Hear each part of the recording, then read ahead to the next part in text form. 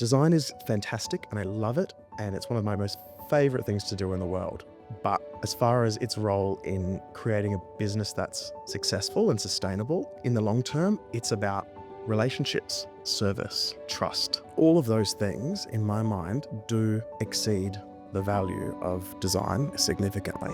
When you pick a designer, you pick them for their temperament, for their experience, curiosity, and their patience. It's not just because they've done beautiful work. It comes down to having someone who is experienced and passionate and interested and can keep that momentum of positivity throughout the 3.5, 4 years that everyone's going to be working together on this. That's really important.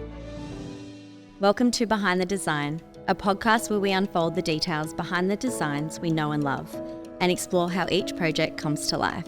I am Camilla Ingall, owner of Unfolded, an interior design and styling studio. In this podcast series, we dive into the details with our industry experts, covering topics such as the creative process, latest design trends, and how we, as an industry, work together to meet the brief and overcome challenges. Let the conversation begin.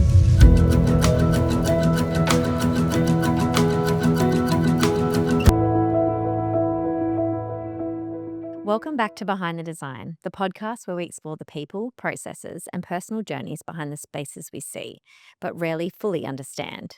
I'm your host, Camilla Ingall, interior designer and founder of Unfolded, and today I'm joined by Chris Trotta, founder of Trotter Architecture. Chris has had a really interesting journey, from working his way up within established practices to launching his own studio during COVID, to now running an independent practice with clarity, confidence, and a strong sense of values. What stood out to me immediately is how openly Chris talks about the business of architecture and how comfortable he is being honest about what actually matters. As someone who also runs a creative practice, I'm always drawn to architects who understand that great design doesn't exist in isolation. It's shaped by communication, trust, cash flow, collaboration, and how you show up for people over time. What I really respect about Chris is that he's focused on building a successful, sustainable business that produces beautiful work without ego and without sacrificing long-term relationships. Chris, welcome to Behind the Design. Thank you for having me. So I'd love to start with your path into architecture. You spent quite a few years working your way up in larger firms and now sort of grown more into leadership roles. So what did those early years teach you? When I graduated when I was 22 in Adelaide, and I feel like that was, I guess, pretty quick for someone who's trying to figure out what they want to do in life. I moved straight to Melbourne and I worked for a really big established firm there, Denton Corker Marshall, and I really admired their work because it was so sculptural and singular and just well thought out. Their work is visually very clear. And there's an intent and there's a composition behind all of the work that they do. It's never messy, it's very sculptural. So I was originally very drawn to that practice. And I worked there for a couple of years and had some great mentors while I was there. And then after that, I realized that big practice wasn't for me. I've always felt quite independent. So I've learned a lot from how they design, but I felt always like I wanted to do it on my own. So I moved back to Adelaide. And I had such a strong connection to UniSA where I studied. So I actually fell into a tutoring and lecturing role at UniSA for 3 years while I was also working in a small practice. And when I was doing that, I really just reinforced my love of design, drawing. That whole mind-hand connection was really strong in my early years. And I brought a lot of that into, I guess, the work I do now. So from the big office to the university to moving to Sydney and working for Stafford for 7 years was just, it's always felt like a natural progression into something a bit more individual, a bit smaller in practice size, more creative and self-driven, I guess. And that just naturally led me into starting my own practice. Trotter Architecture. Love that. And it sounds like you've, naturally become more aligned with what you were wanting to do Yes, absolutely. as a person, not just an Yeah. architect. I guess it's weird. I've always loved business.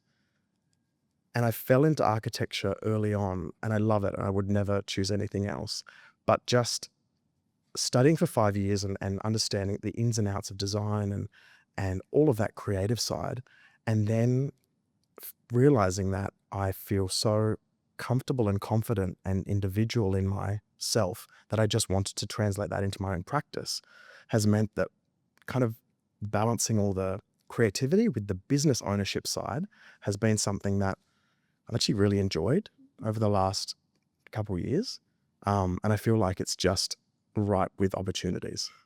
So starting your own independent practice was around the COVID time, but you said it was actually a very good time. So why do you think that works so much in your favor? Yeah, look, it's a lot of people have spoken about, you know, doing stuff at the start of COVID, like businesses closing down, businesses struggling. If you think about it, people were stuck at home. They have lots of spare time, lots of disposable income, more time for them to live in their homes and think about what's wrong with them or what they actually really enjoy doing at their house, what they love, where they love being. You know, when they wake up in the morning, do they love to have a cup of coffee in the study with the light in this certain direction or a breeze from here or a view? Or I think it's just an appreciation that the home can be a sanctuary, and it should be, not just a place that you come home to after work. So people realized that. I think that was a global understanding. And it just happened to coincide with a time that I was ready to launch off and do my own thing. Looking back, so how many years ago now you started Trotter? So that was Trotter was 2.5 years ago, Two and a and half years before that ago. I broke off with a previous business partner and started Latira Trotter before that. So that was after Stafford. Okay, so Stafford, Latira Trotter into Trotter Yeah, Architecture. it sounds like a few steps, but I think it just sometimes that's just how life happens. It's just a stepping stone. It's a series of events that lead to a resolution in the end. And I feel like after spending 7 years at Stafford, working up to more of a senior role with a number of senior associates, it just left us with experience and confidence and exposure to an amazing market of clients and sites and councils and things that just you don't get in other parts of Australia, I guess. You know, I moved from Adelaide to Sydney to better my career and to work on some of Australia's best homes. And I feel like every step has led me in that direction. And I feel like I've pushed it a lot as well. It hasn't just been kind of natural. I've kind of consciously made every decision to do better, expose myself, um, be vulnerable to new experiences and to just dive in and learn. I think that's the really important thing. Just every step has helped me learn and it's helped me inform the next move. And so does it feel different to what you expected, from your Adelaide roots to Really good question. Like when I was in Adelaide, we were working on, 150 to $400,000 renovations and extensions. And in a lot of ways, like budget doesn't necessarily make things easier or harder. You still have to deal with mums and dads and their savings and their kids, and it's still complicated jobs. So is it easier from where I started to where I am now? Like, yeah, no, not really. Like we're still dealing with people and their homes and how they live, and everyone lives kind of similar-ish. You just have to get to the detail and the nuance about what they really value in their homes. And I think, yeah, it's great to work with bigger budgets compared to where I started. Um, there's so much more creativity, but there's also a lot of responsibility that is stressful but exciting because the opportunity to improve people's way of life and also improve their financial situation because it's an investment. And I was thinking huge about this. investment? Yeah, I was Yeah. thinking about this a lot before today. And I don't necessarily know if it's spoken about that much from a architectural designer's perspective because it might be a bit taboo, but I don't think I've had any clients in the past who have ever not considered or spoken to us about investment, their home as an investment, not only like personally, but financially for them. And not just about resale, but just about how our skills can help them in ways more than just um, design and aesthetics can do, if that makes sense. And I feel like that element of how I've approached our practice is something that I want to lean into more and talk about. We can help you when it comes to design, but we can also make sure that you get the most out of this. I think that's unspoken about, and I don't know why. It's interesting because I think when I hear you say this, it reminds me of when you have such a good relationship with a client where it becomes pretty open book. Yeah. Particularly, for example, we also have clients who are couples, small families. Sometimes, the husband is out fairly unavailable, working really hard. The mum might have just had the kids and she's at home more. She's the decision maker, but he's the financial decision maker. So there's a lot of kind of trust as well that needs to be created so that I can understand her, but then I also need to understand his values because he's the one paying for it. Or it could be the other way around too. I'm not going to say that it's one way or the other. But usually it's rarely 50-50. And that's what similar to what you're saying in terms of allowing that conversation to be had so that you can then work to suit the best option or the Exactly. best outcome. It's recognizing that the motives behind the reason that they come to you are more than just, I want a prettier house or I want, this or that. It can be multifaceted. And sometimes you have to have hard conversations about budget and hard conversations about budget with yourself. This is a really important one because sometimes a client will come to me and say, look, I want this, but I've got 1.5 billion or 2 million, but they want a $4 million home. I'll happily work with their budget as best as I possibly can. And most of the time, it's about reverse engineering the budget down to what we can actually give them and then prioritizing where the value sits. It's not about giving a client something that is unaffordable for them because that doesn't work for half, sometimes both of the husband and wife or couple or whatever. It's just about making sure that our service provides them with the best possible result from a budget perspective, from an aesthetic, from a functional, from a resale, longevity, environmental, all those points. And I think it's irresponsible to put design above everything else. And it's also, when I hear you talk about, we say investment areas. So it's a similar sort of topic, but it's also it's not an efficient process to give somebody or a client something that's not going to fit the budget because then you have to go back anyway and sold them a bit of a dream that doesn't it's not going to And be there are, built. yeah, and there are a lot of when you see and understand the industry and what some designers can do as their kind of process to dealing with this, you've got examples of people just selling the dream and that kind of falling on its face sometimes, but then serving the designer because they get a great concept out of it, or the opposite where budget is spoken about. Like we love to speak about budget early, super important, but that can scare people off because we're so honest about it. And sometimes, you kind of got to do a little bit of both because they want the dream, they want to see what they can get, and that will inspire them to push on more and, sometimes increase the budget. Who knows? But I think just being receptive to where their budget is and making sure that you design as best as you can, get it costed multiple times before DA to make sure that you're not selling them something that is going to be unaffordable. Going to And blow then if they out. choose to spend a little bit more money to make the design exactly what they want because they're going to live in it for the next 20, 30 years, fantastic, great. We'll help them do that. Yeah. Particularly when it comes to, like kitchen stone or things Absolutely. like The that, stuff that you touch and feel. durable, longevity, you're in it every day kind of thing. One thing you spoke about really clearly is how, much of your role has little to do with design and it's marketing, service, cash flow, operations. Was that quite a surprise coming from working for a firm and then into your own? Yeah, it's a really interesting one. If anyone who knows me, I love design. I love drawing. Could sit down for hours and just luxuriate in pen, paper, everything. I love it. I've no, yeah, I've done it for a while now, and I feel like what was surprising was how little you actually do design and how much our service with our clients is about service.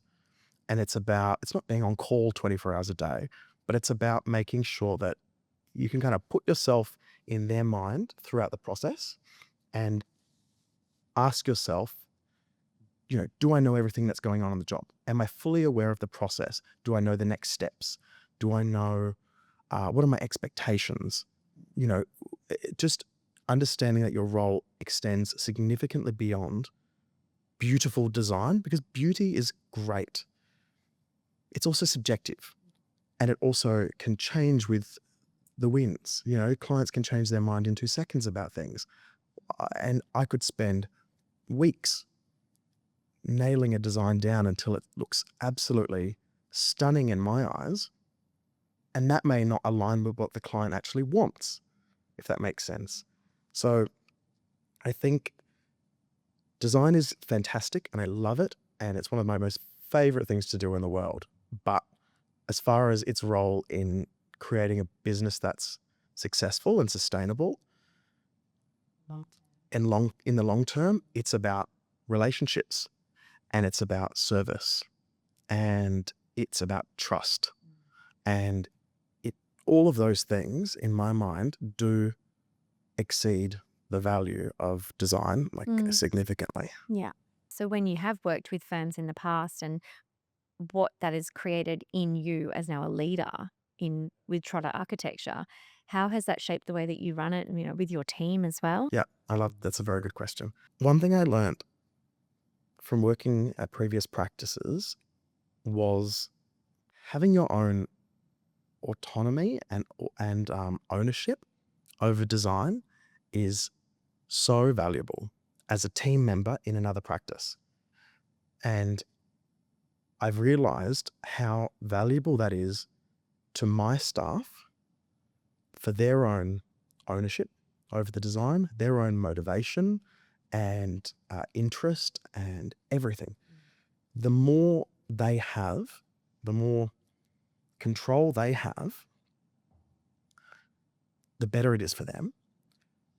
I'll teach as much as I can when it comes to design and composition and this and that. And, everything that comes out of our office, I check, and, it has to be the way that our company standards are. But when it comes to design and creativity, it's so important to let other people express themselves, because why on earth would I think that I'm going to make the best Or the design right choice way. every single time?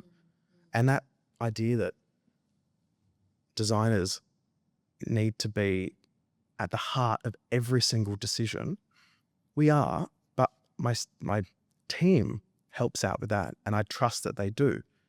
And most of the time, they surprise me in ways that I could never, consider that design element done like that, or this like that. Or I just think it works for me because I get to focus my attention on winning work, concept design, analyzing sites with real estate agents or buyer's agents, finding the potential, and really flexing the muscles that I think give the most value to my clients.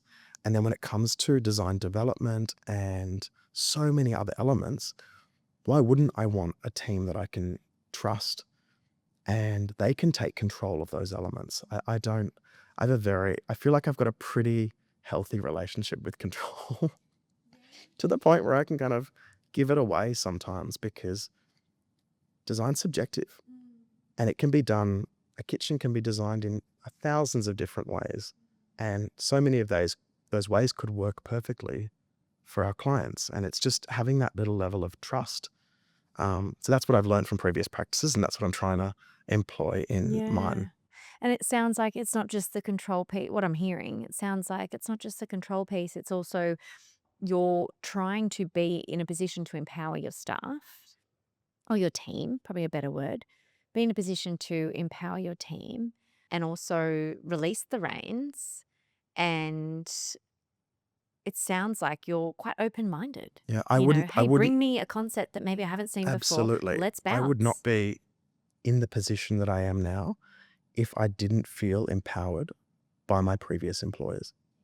That's it. That's so true. Yeah. And Like, see, I and that's wouldn't why be in you're that now position. doing that. Exactly. Yeah. I've always felt quite confident as a designer, but that level of trust that people have given me in the past has only given me more confidence and more understanding of the value of letting people do what they do best and not having to strangle a situation until it just doesn't work. It Micromanage. doesn't work for you anymore. No, Yeah. doesn't work for anybody. And everyone talks about micromanagement and how it's just a detriment to any business. Yeah. And look, ask people in the office. Like, there are certain things that I get like neurotic about, but it's funny because like I never realized how much attention to detail I actually have until you start to widen and broaden and You learn a lot about yourself. yeah. Yeah. And I'm like, wow, I didn't realize I was just so neurotic about those things. But it's like attention spent in the right areas, I think, because as you know, like if a client gives you a brief and they say that your bench top needs to be at 920, not 910, not 940, 920, simple stuff like that, just making sure that every single minute detail that a client is specific about, because they're spending so much money on you, they're spending so much money on their home. If those details aren't translated through, what's the point? So those kinds of things I get really particular about. But when it comes to creativity and helping someone's creativity grow, I see so much value in supporting people like that. And it probably arcs back to my teaching days where I loved tutoring and it gave me so much fulfillment to see students understand different ways to design and just express themselves confidently. I love that. This episode of Behind the Design is brought to you by my interior design studio, Unfolded. We work closely with architects and builders to create spaces that are thoughtful, functional, and resolved, from concept through to construction. You can explore our work at unfolded.com.au. And so, you're obviously very intentional in how you speak and presenting architecture, even just as a service, guiding people, or let's say guiding clients through one of the biggest decisions, as you say, personal investment, but also financial investment. And why is that framing so important to you? It's interesting because sometimes when we finish a project, our clients will say, I'm never doing this again. And sometimes they say, I'd love to do this again. And in both cases, they've both ended up in fantastic results. Clients love their homes, but they're like, this was really, a process. I didn't realize how tricky it would be. And other clients just jump on the opportunity to do it all again. We want to make sure that our clients have that whole process from start to finish as easy as possible.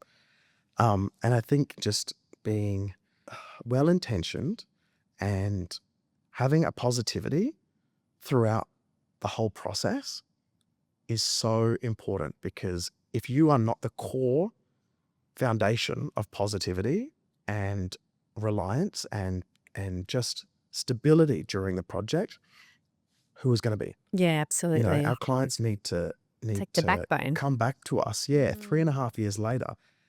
And I'll be walking through the house that's nearly finished and my jaw will be on the floor. I'll be like, love this detail. Can't believe we just did that together.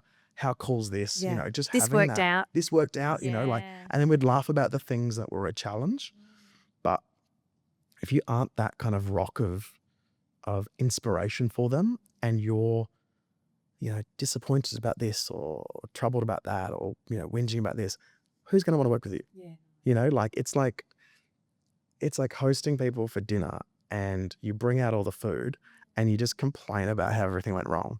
Like, it's just not fun for anyone. Like, I spend so much of my time just reinforcing the good stuff, reminding our clients how fortunate the whole process has been, because we've been able to guide them through it. And although it's felt tough for them at times, our feet are just under the water in the background, constantly running to make their life and the process easier and easier. And that comes back to service and why service is so important. Not just beautiful design work, making sure that everything is just as smooth a process as possible. Seamlessness. Have you heard of that analogy of a duck treading water? Yeah. It's almost like you think of Under the table, the my feet are way, just like, yeah, right now they're going. But that's the analogy I just had in my head. And yeah, I'm like, but that's also kind of why I started this podcast, because we all look like floating ducks, very pretty on the river or the yeah, lake, yeah, yeah. and underneath It's like, everyone's like, "Oh crap, my crap, crap. god," trying to get through it all. Yep, yep, And yep. it's, yeah, really unpacking what we're all going Yeah. through and why and And how. especially like starting a new business, just understanding how many hats you need to wear and how quickly you need to swap them, um, which Or is what I how, like, love. who to delegate to and why and Yeah, how, yeah, and and that's a yeah. really good one. I mean, like, we Mm. have, support when it comes to social media, obviously all the bookkeeping, accounting. I was advised by my uncle. He's had a really successful career in the corporate world, and he's a business coach now, and he said his piece of advice was, when you're starting a company like this, contact people around you who you trust, who are in industries and professions different to yours, and create almost a board, a board of directors, let's say. And those people could be someone in marketing, branding, a lawyer, um, just people outside of your industry who you know and trust, and you can pick up the phone and call. And that kind of support network, when you're putting all these different hats on that you've never worn before, you've never been educated on, and just meeting once every 3 months for a dinner and just saying, hey, look, this is where the business is at. These are my struggles. This is my cash flow. This is how I'm marketing. This is my contract. These are my issues. Here's the brains trust. Do your work, and that has. And I've been in the process of setting that up, but I've been on the phone to so many people, contacts that I know, just to help,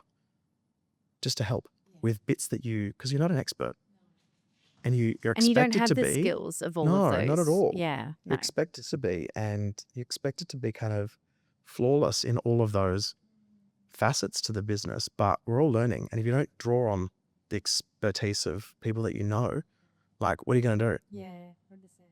That's pick up the phone and call people that you know, because everyone knows more people than they think. Yeah, and or they've been through it themselves and they can give you honest, real Exactly. feedback. Yeah. Hey, And it's not just designers. This is the thing. Like, on that board, no designers, no architects, no interior designers. It's people who can see your business from afar and give you fresh perspectives. And that's so important. I love that.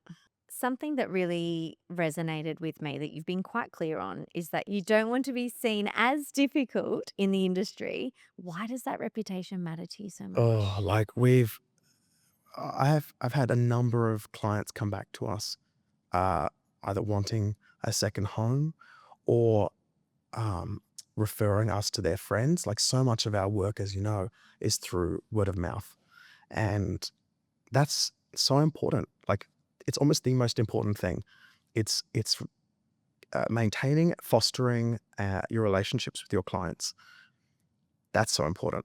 And I love people. I love working with people, and working with people. I think that's the key to it. Not against them, not in competition, whether that be a client or a builder or the industry or council. I think it comes down to that kind of, it's an ego thing, I think. Like, I don't want to be difficult, because I know the power of positive collaboration and long-standing relationships in this industry, um, and what they create and the opportunities that they give you in the future. And people also remember stuff. I don't want to be constantly trying to reinforce relationships that I may have, got into an argument about that with that builder 4 years ago, or did this and did that. I'm not saying you've got to be a pushover, but I think having a long-term perspective to relationships is, it's so important, and it's easily missed sometimes when you caught in the heat of the moment. And I think as well, what's coming to mind for me is patience and curiosity. everyone has bad days and everyone can sometimes show up as not the best version of themselves. Sometimes, like I remember seeing this thing on Instagram, and it was that person that gave you road rage at the intersection just left the hospital seeing a loved one, or whatever it might be. It gives me goosebumps because I'm like, oh, when you You don't say know what that, people have gone through. I got really frustrated with that person and now I feel bad. It's It so didn't even exist. Yeah. But I got really impacted when I read this because I was like, oh, sometimes I can get a bit reactive. Yeah. Not with clients per se, but like you say, with a builder or, things where things are a bit out of whack or they might not approach it professionally and whatnot. If I'm more patient and grounded and curious, that whole interaction is completely different. And like you say, you're actually calmer coming out of it anyway. So try and show up like that as much as we possibly can. And just remembering that we have so much to learn. I mean, it sounds so like from each other. And like especially when you're working high-end residential, Sydney, some of the best residential builders in Australia, I have so much to learn from these people. That's why I love going on site. And Stay I would humble. never want to be that architect that goes to site and is wrong, this, that. Oh, I've Like, never heard of this. I mean, like, of course you go there and you say, no, the design intent's this because of this, this, and this. The client wanted this, yada, yada, yada. Talk through this stuff. Be polite. Be constructive. I don't see any value in being the opposite of constructive. I think it just makes everyone look silly. And also, builders have said to me over and over again, I just want to do the best work I can possibly do. And I want my days to be happy. I want them to be filled with people who actually work together for a common goal. And when you are working with some of these amazing builders, I mean, they know details inside and out more than a lot of designers would ever know. Why wouldn't you want to stop and say, actually, I know that the design intent is this. Why doesn't it work in your eyes? How can I learn from that and improve it? And how can we both leave this happy? Again, that's curiosity, right? That's curiosity. If they're It's being saying, vulnerable to saying, actually, what I've designed and what I've drawn maybe isn't the bee's knees. Actually, it's not good because of these reasons. If you're not open to that, like, you end up just shooting yourself in the foot with any possible opportunity to learn. And it's like, doesn't yeah, work for anyone. yeah, and it's saying to the builder or, whoever's approached it, okay, they're obviously bringing this to me for a reason. They're wanting to pivot. Let me understand that first before I jump into, as you say, ego or losing my humility because I'm proud of the project. And it's like, well, hang on, what if it's better? Yeah. And the thing is, like, it's good to always be cautious because, you worry sometimes that a builder's doing that because it's the easy way out or it's cheaper or all those things. And you know what? Time Don't sub out our marble. will know. Do not We'll sub it know. out. And sometimes, like, yeah, that's a valid, it's good to be cautious about those kinds of things. But again, we're fortunate enough to work with builders who don't want that to be their reputation in the industry. They want to always pursue the best result. And that's it. And if you don't recognize that and you're in constant competition, they don't want to work with you. You don't want to work with them. It just doesn't make sense. So learning from others and having patience and being open and receptive has worked very well for me, and I'll continue doing it. Love that. Good summary. So you have also touched on that you don't want to be a designer for other designers. Can you explain what you mean by that? I think it comes down to branding and messaging more so than just design, because everyone can love design, whether it be designers or not. But when it comes to branding and messaging, I have always thought about what would a client want to see when they look at our company? What do they want to see? They don't just necessarily want to see pretty designs and pretty details. I think they want to understand the soul and the craft and the value that they get and who we are, which is why I'm not afraid to get in front of the camera and talk about why we designed it like this or why this inspires me or how you move through the space or how you should use the space or anything. I think when you pick a designer, you pick them for their temperament, for their experience, um, for their curiosity and their patience. It's not just because they've done beautiful work, because that's just in your eyes. Like design's very subjective. I think it comes down to having someone who is experienced and passionate and interested and can keep that momentum of positivity throughout the 3.5, 4 years that everyone's going to be working together on this. That's really important. Have you heard of that saying? I'm trying to remember the quote. To be interesting, be interested. And that sounds like what you're saying. I think there's a lot of people who do have beautiful portfolios, architects, designers, suppliers, even. And you might meet them, and they're stiff as a board. That's not wrong or right. But for someone like myself, being such a creative, collaborative, communicative person, I can find that a bit Yeah, like of a it's a stunting it's a kind of blockade. a bit of Yeah. a blockade. So it's like certain people do work well together, and I would need that bouncing kind of energy if I was a client to some of these creatives. So yeah. It's it's interesting, and that kind of speaks to the hierarchy of where design sits within the company. If design is so important, as you know, we try and do the most beautiful work as possible. That one's just a given. But there are so many other important pillars that I feel like are undervalued or underwatered in companies that I have recognized are important to making sure that our firm is approachable and people can trust us and word of mouth can spread because we do a good job and we make sure that we give our clients the best service possible. That's it. And we did touch on vulnerability earlier in the conversation, and you said something really interesting around how it can feel kind of safe to you. It's not a no-go zone. So can you talk a little bit more about I that? think it kind of talks to, what we mentioned before about the builders and working on site. Like, and it comes to lots of different parts of our business. Like, I know very well that I'm not an expert in lots of parts of this business. I know a lot, I think, when it comes to architecture, but I'm not an expert when it comes to marketing, but I'm learning and doing my best. And you've got to recognize that, be vulnerable to knowing your limitations and expressing that to people and saying, I'm not great at this, but I know you are. Let's get together and help each other out. And whether that be a builder, by me saying, like, I'd much prefer when I'm documenting a house and I'm having a lot of trouble with the detail, let's take a screenshot of it, shoot it through to a builder I know and love, and say, you would know exactly how to do this. Like, you tell me what you would do.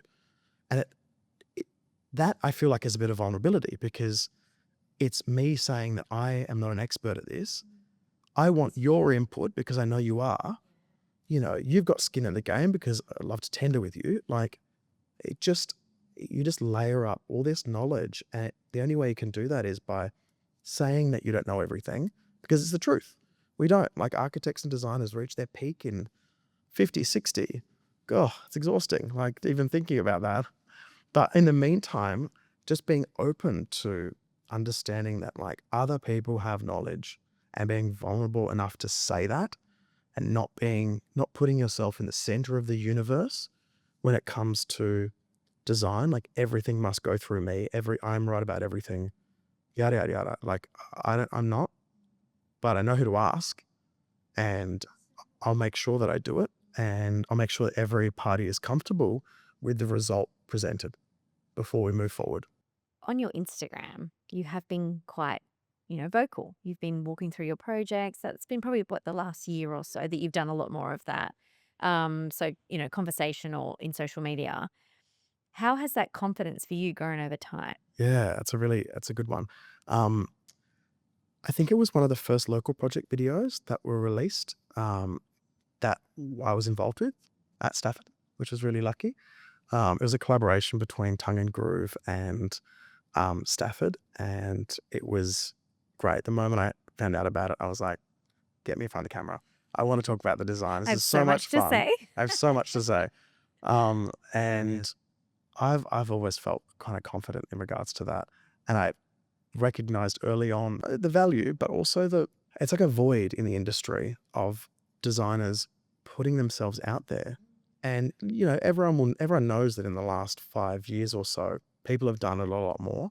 And it's been a shift I think it's been a global shift in people realizing that actually, if we're going to have a business, we need to put a little bit more effort in, and expose yourself a little bit more. And I think in the design industry and talk, like I think it's just been so taboo in the design industry, especially as architects, like the whole, it's such a stereotype that the architect sits in their own behind the drawing board, doesn't speak to anyone, never does this, never does that, doesn't market themselves, doesn't do interviews, doesn't expose themselves in any way, because there's a allure and like mystique to what we do.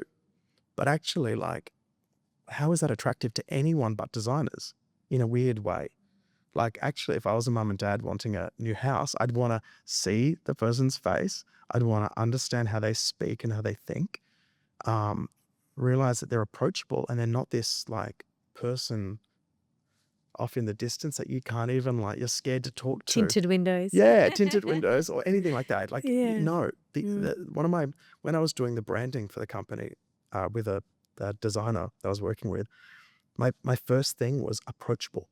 Like I feel like I'm relatively approachable. I want the branding to appear that way, and I want the social media to reinforce that.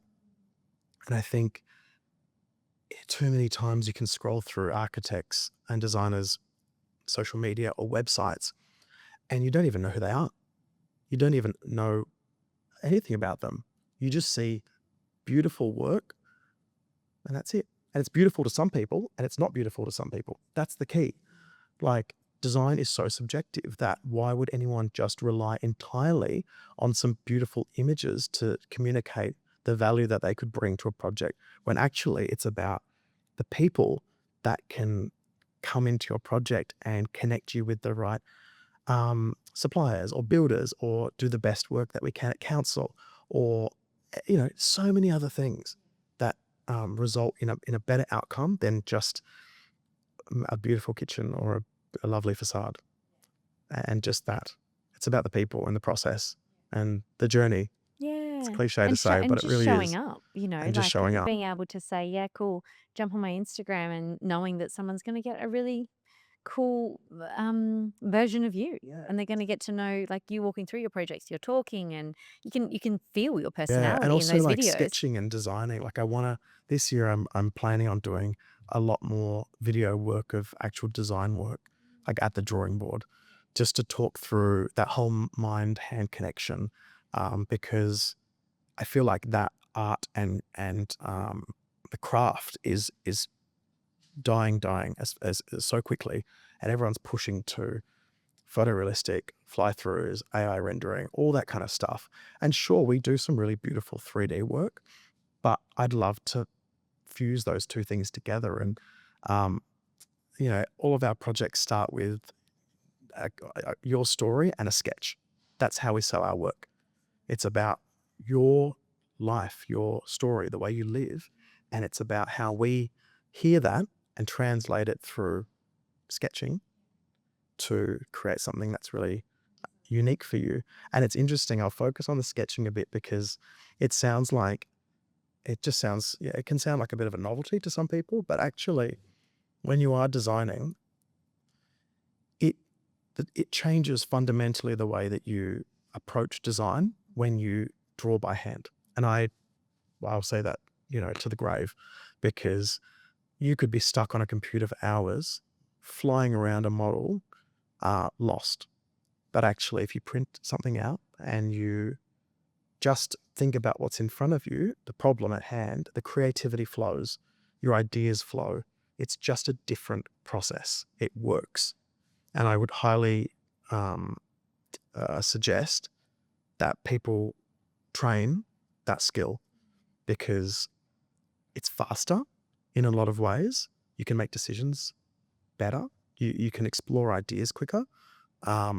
it's just good. It just works. And yeah, It sounds more considered, less it's more distracted. considered. Yeah. And Because I when feel, you are flying around a model, you can get distracted. Oh, that's right. I was meant to fix that cornicing. Or I was meant to fix that flooring transition or yeah. threshold. And as like Yeah. someone who does, residential work, you learn after a while 1 to 100 scale.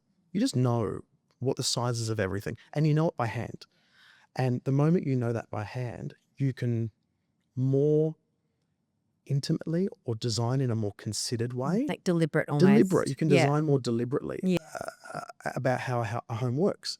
You understand the flow of a space. You understand Thoroughfares. sculpture in the space. You understand movement, light, so much more. And I know that it works better. It works really well for me. For some people, it doesn't work as well, but it's a muscle that you need to train.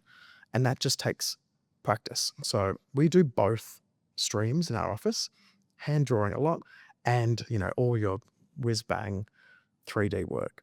And that in combination together, I guess, is our unique value proposition. Secret sauce, as they say. Secret sauce. I like that a little bit more. And so you've spoken a little bit about perspective as well, travel, gratitude, not sweating the small stuff. How does that influence the way you lead and make decisions? Yeah, look, not sweating the small stuff. It's interesting because it's hard to say that without, because I said before about how, neurotic you can be about certain parts of design work. And sometimes it makes sense, but not sweating the small stuff actually makes a lot of sense sometimes. And having that ability to catch yourself before you spend 2 weeks doing a task that is completely irrelevant or is just a waste of time. And it talks to about having kind of a greater perspective on the project to know what is important now. And a lot of what we do, even when it comes to documentation, we do our best to deliver design intent. And that's important because once the design intent is clear, you can communicate that easily to a builder, and sweating the small stuff about how details are put together, we work through that with the builder as long as they know what the intent is. The intent is clear.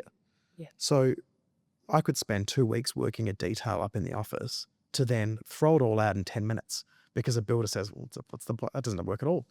So Can't build it. Yeah, what I try and do is have a really clear design intent that we all feel is strong and in my mind buildable. But then we stop it at a certain point and we say, now's the time to workshop this. Now's the time to resolve it. So I guess that's my kind of example of not sweating the small stuff.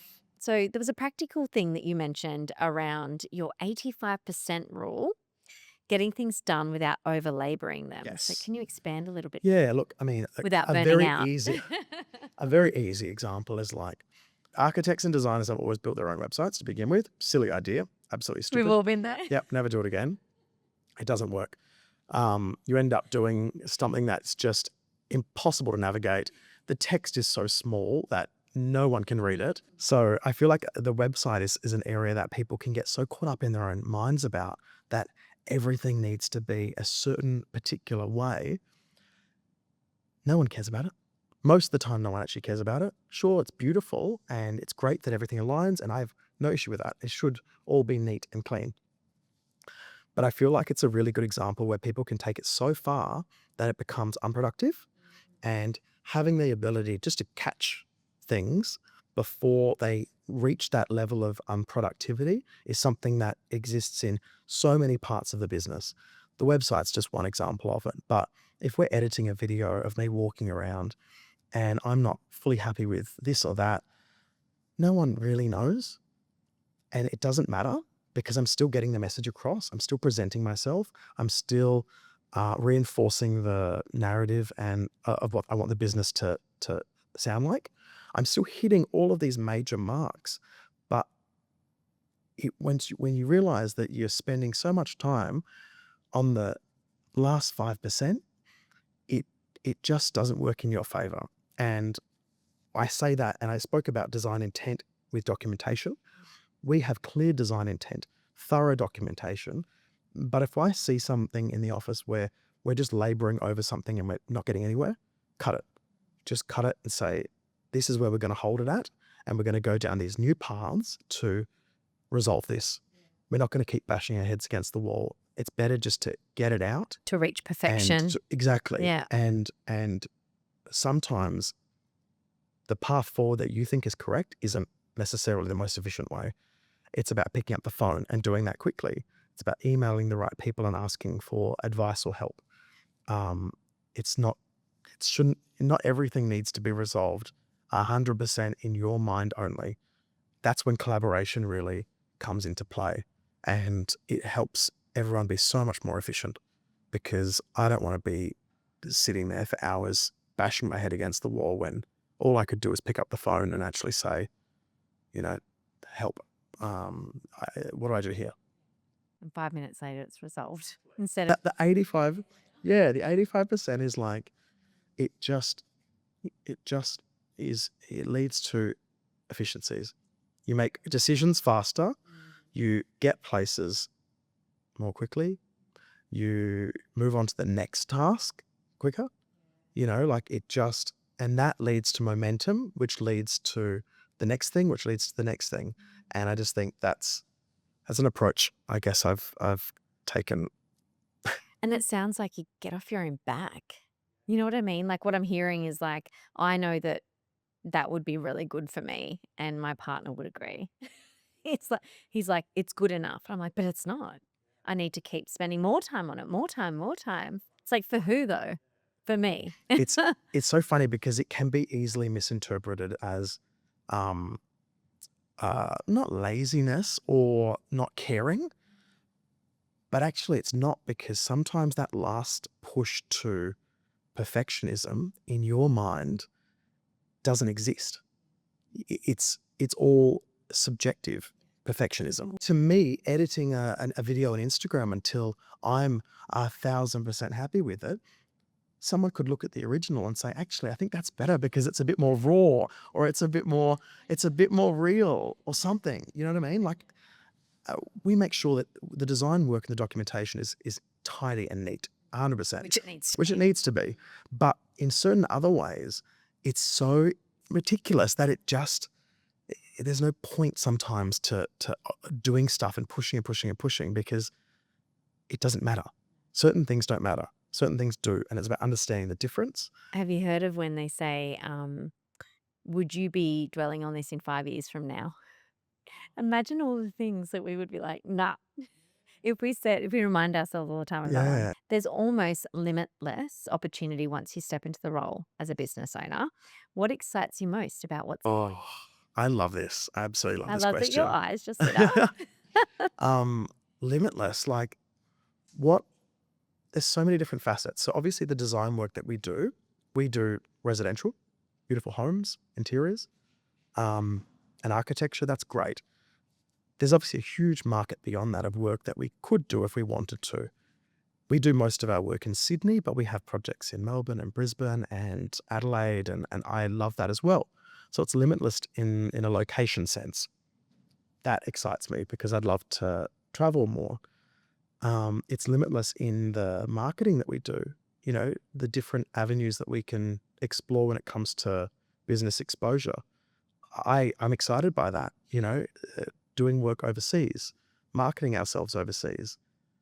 There's just so many different opportunities there for that, if that makes sense.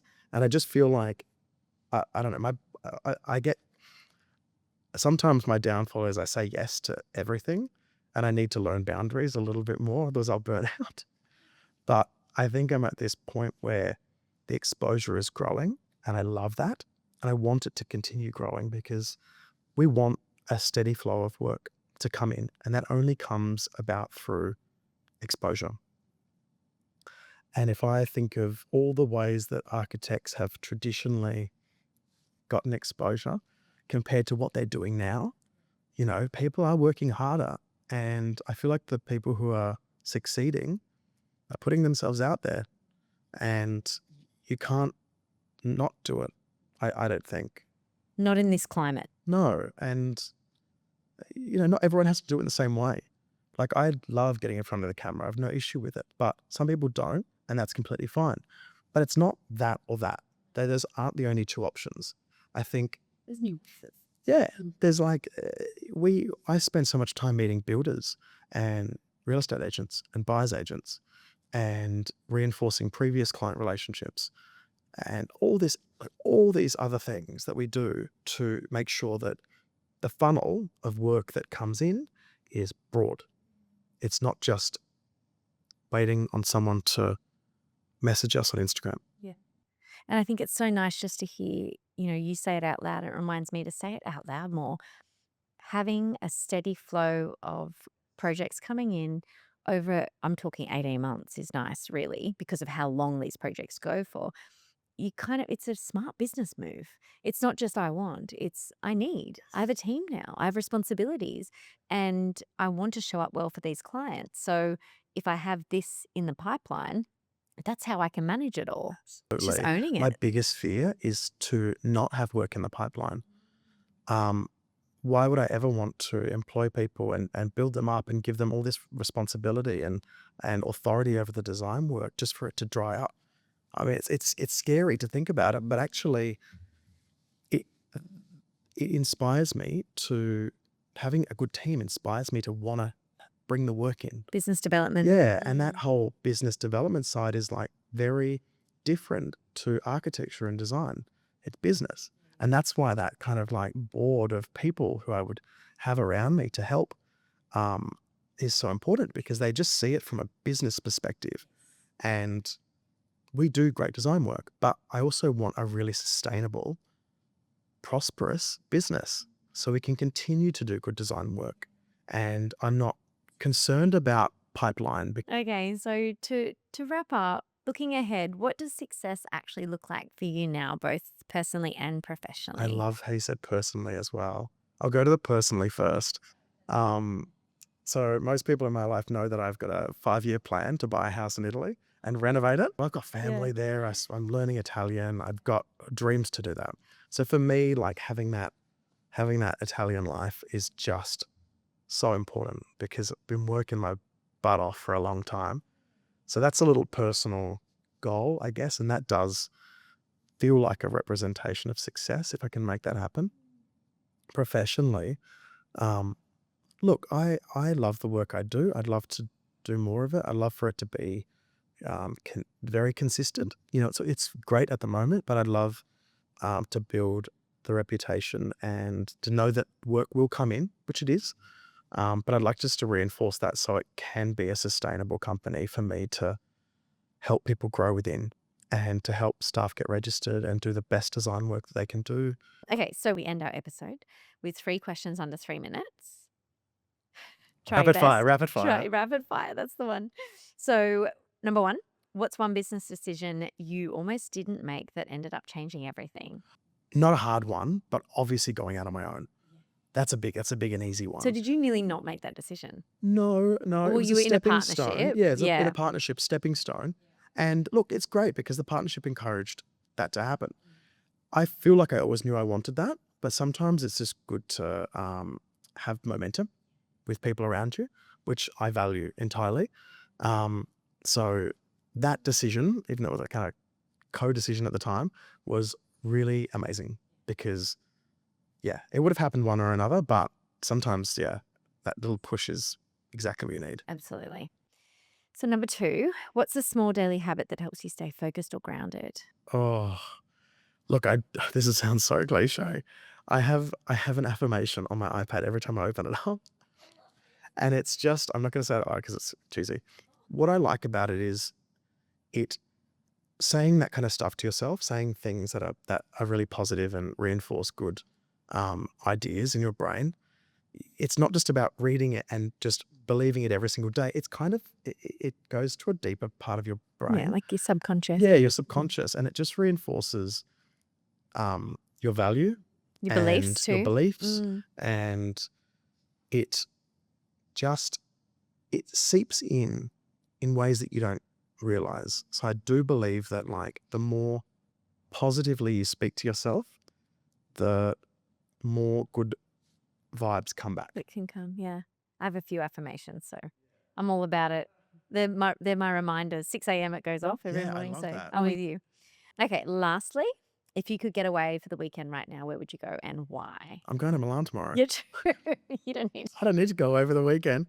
Oh look, a few Christmases ago, my partner and I went off to Ubud in like Bali, and for me, like I didn't even touch on it, but I'm a frustrated landscape designer.